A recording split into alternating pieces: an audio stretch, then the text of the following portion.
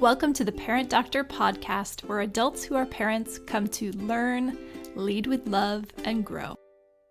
Hello, and welcome back to the Parent Doctor podcast. I'm your host, Dr. Marissa Caudill, and today in episode 5, we're going to be talking about depression in kids.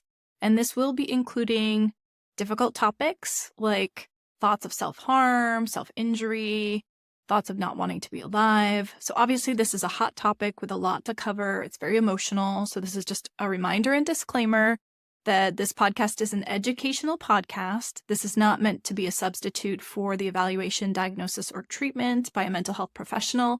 If you or your child needs help, one good resource to find a local provider is the website psychologytoday.com. And a warning, as I said, this podcast will be talking about depression and its best and worst potential outcomes. So if you're listening to this episode and you have young kids nearby, or if this is an extra sensitive topic for you based on your personal history, please be aware that in a few minutes I will be talking about tough subject matter. So I will also be giving resources, but I just want you to be aware. Before we dive in, I would like to encourage you to please follow and rate this podcast. Doing so will help the podcast move up the rankings and help other parents looking for this information to find me. And I'd like to invite you, if you're not already a member, to join my book club. This is a unique book club because you do not have to read the books. Isn't that the best?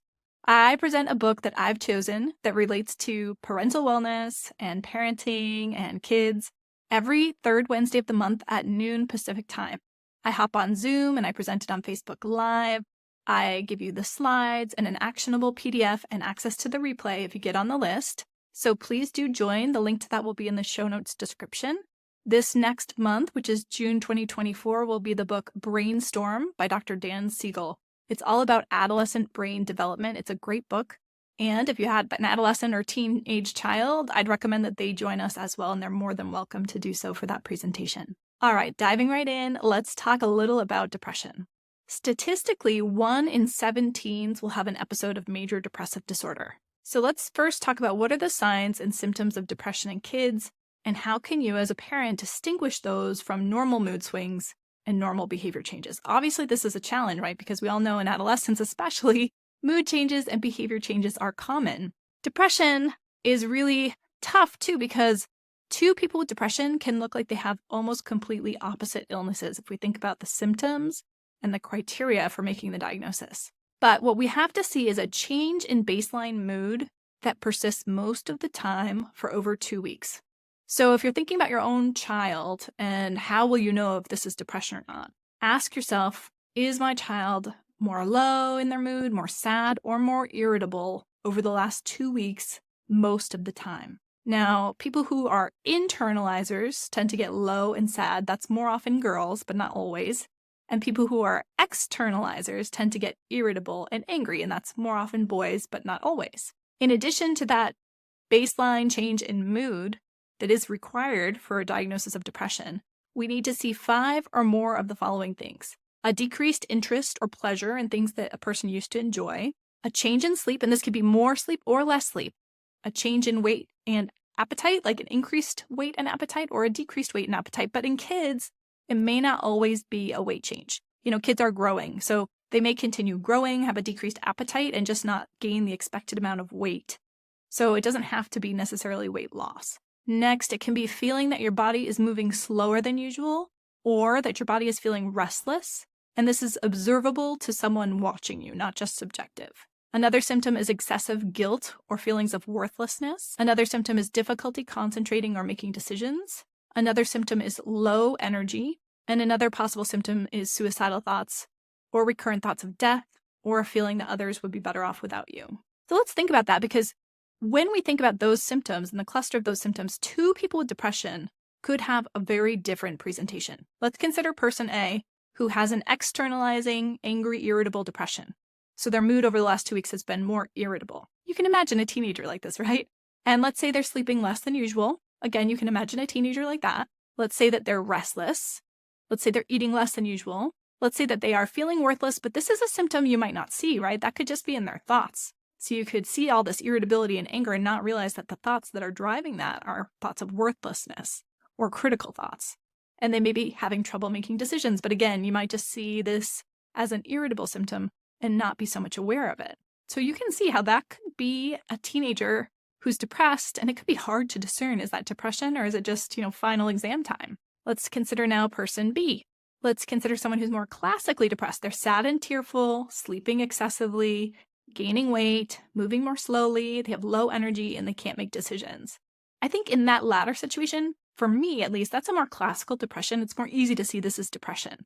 But the more irritable depression can be harder to identify. So I recommend if you're having any concerns about this in your child and you feel like there have been mood symptoms that have lasted more than a couple of weeks, get it checked out. And you might want to start by talking to your child in a non-blaming, loving way. Know that when people are depressed, they're extra sensitive to criticism and guilt. So you don't need to lay on any guilt or any feeling that they should be ashamed or feel criticized. You just want to be curious. You might want to say something like, hey, I've noticed that lately you don't seem to want to be doing blank as much as you used to. Maybe it's go to sporting events, hang out with your friends, play video games, whatever it is. And then you might ask, do you know why that is? Or do you notice that too? Or you might say, it seems like it's been harder for you to be interested in schoolwork lately. Do you feel like that's true? Again, you want to ask the question in a very curious way, not in a blaming way. And then use some free screening tools. In today's show notes description, I'm going to give you access to some of those. Again, this is not a substitute for a professional evaluation, but it's just a place to start with your child. I imagine that a lot of you might also be wondering, if you have a child who might be depressed, what treatment options are available for childhood depression, and how would you know which one is right or which one you should consider for your child? Well, the mainstay of treatment for depression is therapy.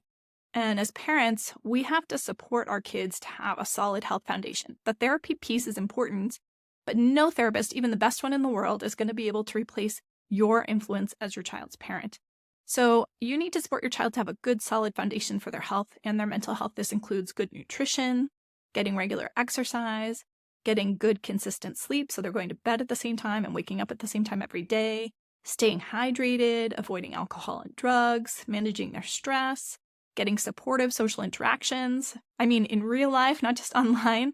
And again, this is something we should be encouraging our kids to work on themselves, not something that we make them feel bad for not doing. So again, you don't want to nag your depressed child about these things, but you want to just, with the therapist, keep encouraging your child to make sure that they're solidifying the foundation for good mental health. A medical evaluation by a psychiatrist should happen if therapy doesn't work, or if your child is, at the time they present, feeling unsafe or suicidal, because at that point you want to do everything you can to try to get them feeling safer and better. And a medical evaluation by a psychiatrist should always include a long, lengthy history and also exclusion of any contributing medical factors like hypothyroid, vitamin deficiency, illnesses, drug use, trauma. Beyond the scope of this podcast episode, obviously, that's a lot of stuff, but I would encourage you as a parent to be wary of anyone who wants to jump straight to medications for your child. A careful history and some lab tests should probably be taken first. Now, if you're going to consider medication for your child, I have actually created a YouTube video in the past that you can watch. I'm going to put the link to that in the description, and that goes into more detail than I want to get into in this podcast episode about the different medication options and what you should know about those. If you have a child who's getting treated for depression, you may be wondering, how can you best support them while they're at home?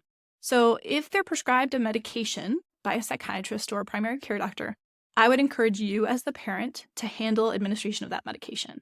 When people are depressed, they're just not on their best game. They're not going to be the best at remembering to take a pill every day. And for safety reasons, you want to make sure that you're keeping track of that pill and all other pills in your household. So ensure that they're taking their medication as prescribed, regularly, at the same time every day. Help them make sure that their nutrition is optimized. Encourage them to get regular sleep, like I said, with a regular bedtime and a regular wake-up time. Encourage them to get exercise. Ask them to go for walks with you. Help them schedule social activities with supportive peers. If substance use is an issue, get them support, get them into treatment. And I think this is a hard part for many parents, well, for some parents at least. When your child's really suffering, sometimes parents swing from one direction where they didn't know it was really real depression, and then they get the diagnosis and they start to feel like, oh my goodness, and they really want to support their child in every way possible. When your child is depressed, it can be shocking, and you can feel really bad for them, and you can want to do everything that you can possibly do to make it better for them. I understand that sentiment, but just as a physical therapist's job is to help a weak muscle get stronger, and sometimes that treatment is a little painful and challenging, your job as a parent with your depressed child is to help their weak muscles get stronger, meaning their ability to stand up for themselves, their ability to plan, their ability to ask for what they need, all of those things. You want to support them becoming their own best advocate, and you don't want to enable dependence, which can result from chronic depression. So depression is not an excuse for your child to let life pass them by. You want to strengthen any aspects of their personality that have become weaker because of the depression by challenging them to step up and helping them to brainstorm and practice ways that they'll do that. So, for example, if they're behind in their schoolwork, it might be tempting to call a meeting with the teachers and you show up and you ask for extensions, etc. But really, it should be your child who's emailing their teachers and asking for accommodations and seeking a solution, not you. So you really want to step back, ask them how they're going to solve the problems as they arise, and praise them when they do that. Many parents ask me if there are any specific triggers or environmental factors that could be contributing to a child's depression. When something like this happens, when a child gets depressed, we often feel guilty and responsible. We want to know, how could we have prevented this? Or what can we do to make this go away? Well, it's hard, right? Because there certainly are multiple factors at play. Genetics is at play. As I said before, girls are at increased risk for depression versus boys. That's just a genetic and biological risk. If a person has a parent or two who have a history of depression, they're at increased risk as well. And those are things we can't change, right? But there are things we can change. So if there's any substance use, alcohol use or other drug use, even nicotine use, that has to stop. If there's any bullying, that has to stop. You as a parent have to get your child to a safe place, a safe school, a safe environment. If your child is in an environment where there's excessive academic pressures, if that's contributing to how they're doing, if that's contributing to their depression, it's difficult sometimes, but you have to consider whether a change is in their best interest. And then we've all heard about this, but social media use, phone use, this can contribute significantly to kids' mental health problems. If your child is under the age of 15, I'm going to put a hard light on it that they should not have access to social media. Definitely not. Now, that said, the average 15-year-old might be mature enough to handle social media, but most can't. We can't give an absolute age because every kid is different, right? And here's the hard part. Once you've given your child a phone, it just becomes this battle because once they have the phone, it is their lifeline and their connection to their peers. And in adolescence, their peer support is more important to them than support from adults. So it can be really hard to take that away. In my opinion, it's far better to delay delivery of the phone in the first place. But I realize for many of you listening, your child may already have a phone. So you might feel like, well, that ship has sailed. You're not being very helpful, Dr. Caudill. So if that's the case, if your child already has a phone, if you fear that social media use, online representations of whatever, and all of that is contributing to your child's sense of self and to their mental health and to their depression, then it's important that you start having conversations with your child about how you can collectively agree to limit the use of that device to improve your child's mental health. It might include things like no phone access in the bedroom after a certain hour, no access to certain apps, or your parental review of all content on certain apps. Get support for your specific situation from your therapist. That would be my best advice. So what are protective factors that protect kids and adults against depression?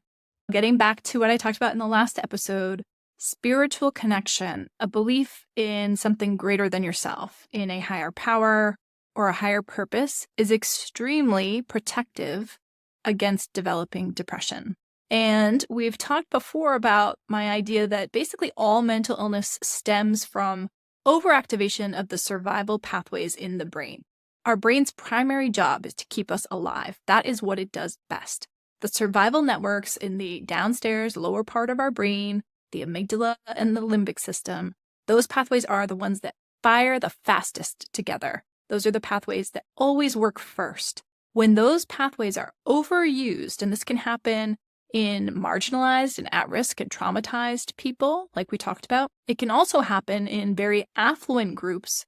And this has actually recently been put out in the world and made a big splash because we generally think that rich kids in private schools have everything, right? They shouldn't be at increased risk for mental health problems, but actually they are also an at-risk group. Why would that be? Well, because their survival pathways, because there's so much pressure on them from the environment and the community that they're in, is overactive as well.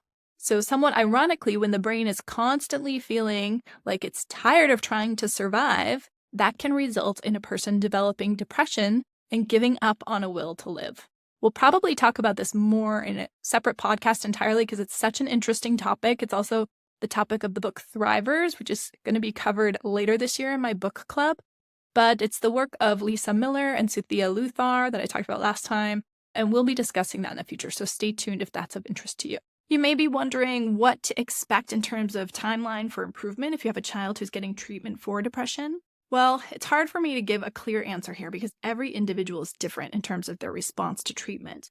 In general, I would say when it comes to therapy, it's usually a minimum of 16 sessions weekly, so a minimum of 4 months of therapy before you're going to see significant changes in your child's mental health. CBT is sort of the mainstay for treatment, and it's an approach that helps people recognize what cognitive distortions they may be victim of, what their brains may be using repeatedly that are making them feel worse, and how they can challenge those thoughts, those automatic negative thoughts, to feel better in the future. But more commonly, it's going to be closer to 6 to 12 months of therapy before a person really feels like they're having significant improvement. When it comes to medication, it usually works for the people that it's going to work for in the first 6 weeks.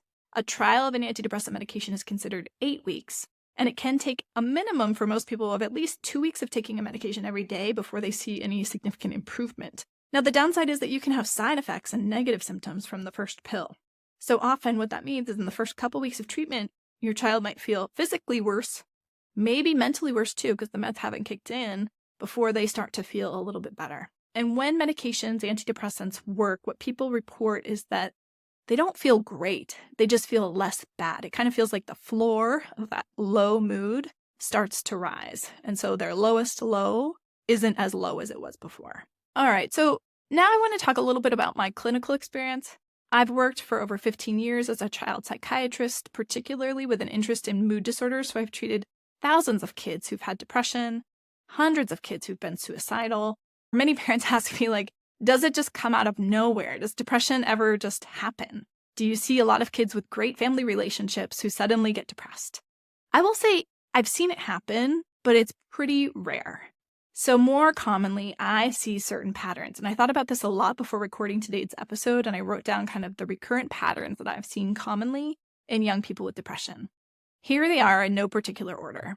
The first is that the parents view the child's cry for help, they're presenting symptoms of depression, whatever that is, as phony in some way.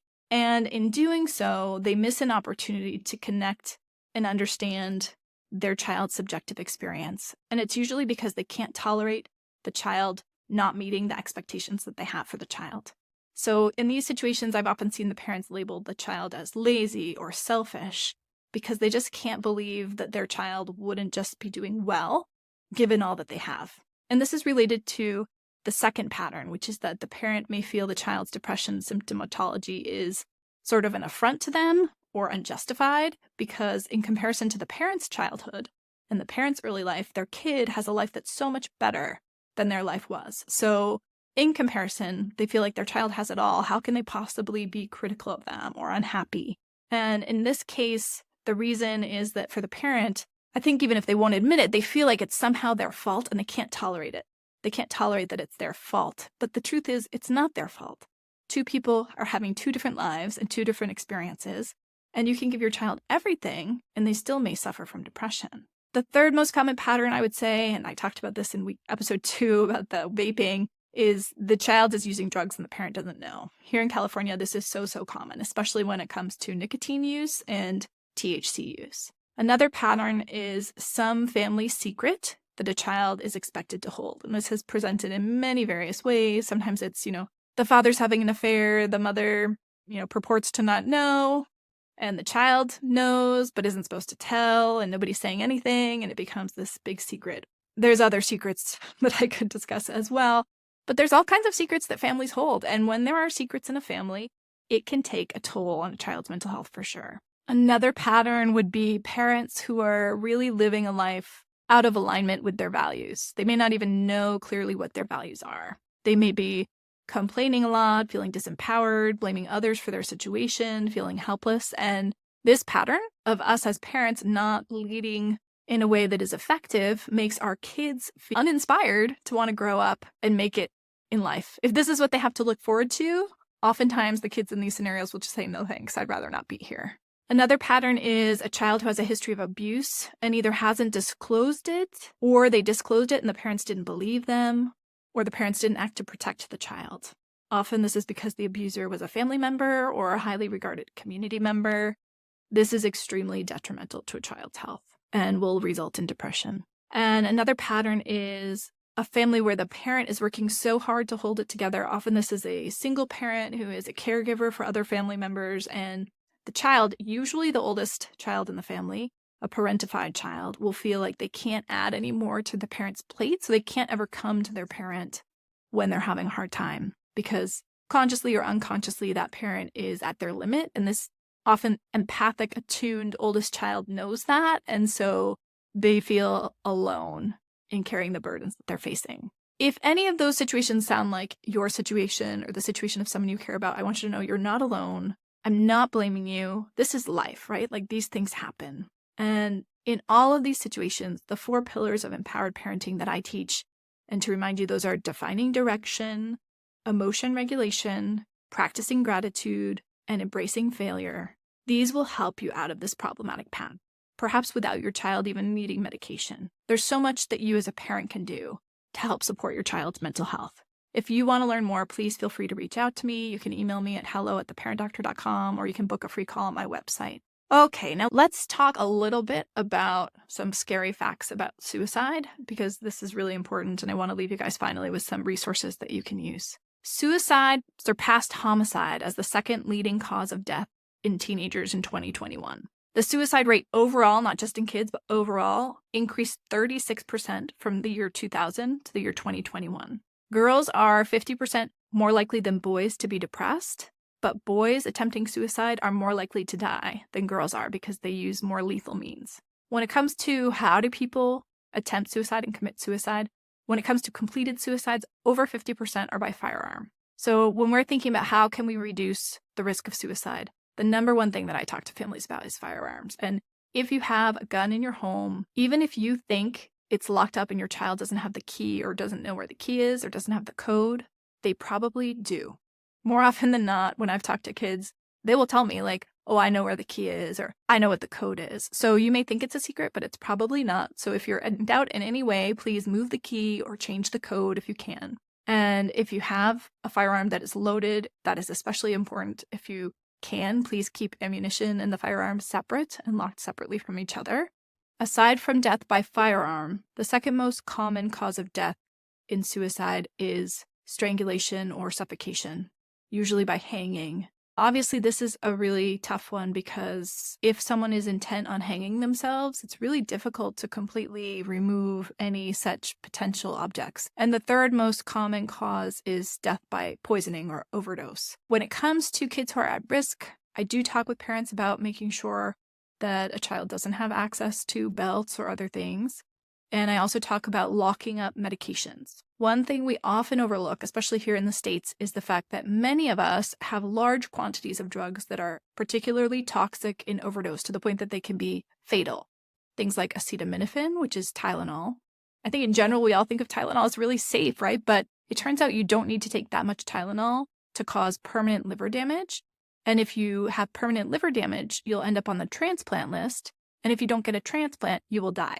Also, aspirin and salicylates, which are the drugs in aspirin, can be toxic in overdose. And also things like Benadryl and cold medications. There have been teenagers who've died from TikTok challenges to intoxicate themselves by drinking cough syrup or Benadryl. So again, these are things that it's hard to believe, but I recommend that all families buy themselves a lockbox for any medications. And of course, any sleeping pills, any narcotics, any pain medications should definitely be locked up and out of reach of kids. The good news is that when it comes to overall rates of suicide, the numbers are low. They are reported as an incidence of the number per 100,000. And there are many ways that we can analyze this data to find out like what's happening. Like who are the kids who are killing themselves? How does this happen? One of the ways is by race. And it does seem that risk for suicide completion does depend in some part on race. The range is from 0.08% to 0.36% depending on racial group. At lowest risk are teens who identify as Hispanic, followed by Asians, followed by whites, followed by Blacks, and at highest rates are Native American and Native Alaskan teens. what do you think that means? I thought about this a lot today. And what it means to me is that people in marginalized ethnic groups, especially those who are more likely to be at a socioeconomic disadvantage due to either institutional and or subconscious and implicit racism, the kids in these families are more likely probably to be victimized by trauma or abused, in part because in lower socioeconomic groups, the parents are more likely to be working outside the home. There's less likely to be adult support. Therefore, they're more likely to feel hopeless. They're also less likely to have access to resources and support when they're struggling, and they're more likely to attempt suicide. And we know that kids who attempt suicide, kids with non-suicidal self-injury, are at increased risk for future suicide completion. What it doesn't mean, though, is that the parents of Hispanic kids love their kids more than the parents of Native American kids. For sure, that's not true. Obviously, race is not the whole story when it comes to depression or suicide risk. It is a complicated picture, but it's something that we should be thinking about and we should be aware of. The highest rates of increase in suicide in recent years were in Black girls and in LGBTQ plus youth. So again, thinking about at-risk populations, these are two populations that we should have in our mind and be thinking about. All right, so today I want to leave you with a reminder to please check out in the show notes a few things. I'm leaving something called Facts for Families from the American Association of Child and Adolescent Psychiatry about depression. I'm also going to leave their resource for medications for depression and my YouTube video about antidepressants. And I want you to know that depressed kids reach out to their friends more than they reach out to adults. And one problem I've seen a lot is that even kids who aren't themselves depressed get very overwhelmed if they have a good friend who's depressed or suicidal, because that friend may be relying on them as if they're a therapist. And no child should have to function. If you ever find out that your child is receiving text messages from a peer who's distressed and expressing that they might be feeling like they want to injure themselves or harm themselves, this is a time that you as a parent really need to step up and create a boundary and let your child know that you will not let them be the resource for their distressed friend. And this is when we as parents really have to use our judgment. And even if we've told our child that we would not tell on the friend, if this kid is, in your opinion, in danger, then you have to do what you have to do to make sure that the adults in that child's life know to look out for this kid and make sure that they're safe. Adulthood involves some tough decisions, but I trust that all of you will make the right decision when the time comes. I just want you to be aware that kids are often relying on other kids to help them with their mental health issues. And I don't want that to be the case if your child is distressed. I want them to get support from someone who can handle it. I also don't want any of you to have a child put in the tough spot of being the de facto therapist for a peer, because our kids don't have the skills to handle that. That's something that you need a lot of training and experience to do. It's on us as parents to make sure that our kids know that's not a position they should ever find themselves in. And if they do find themselves in that position, they should reach out to us for support. All right, so shifting gears to resources that we as parents should definitely know and that we should be sharing with our kids. I want you all to know that there is now a crisis line similar to 911. It's available from any phone 24/7. It's 988. So all of you should be talking to your kids about this. There's also a crisis text line, which is 741-741. So you can text any word, help, hello, anything, to 741-741, and it's going to give you an automated reply that has a link to start a chat with a crisis worker. I think having these conversations with our kids when they're 8, 9, 10 years old, not in a very graphic way, but in a way that's age appropriate, just to let them know, if you ever get in a situation where a friend is really struggling or if you're feeling bad, I hope you know you can always come to me. Or just letting them know if a friend is ever telling you that they're not in a good situation or they're not safe, I hope you know you can always come to me, even if that friend tells you that they don't want you to tell your mom or tell your dad. And just let your kids know that you will do your best to respect their friends' privacy, but that it's also really important in those situations to make sure that you get adults involved, because kids can't be responsible for other kids. I hope this podcast was helpful. If any of you made it all the way to the end and you yourself have had an experience with a child who's been suicidal or made a suicide attempt, I would love to interview you if you'd be willing, or your child, in a future episode. In future seasons, I want to be interviewing families who've gone through various mental health issues and come out the other side and kind of discuss what you learned. So if you would be interested, please shoot me a message through the website. All right, well, that's it for today. Thank you for joining me, and please tune in next time when we'll be talking about autism. Take care. Bye.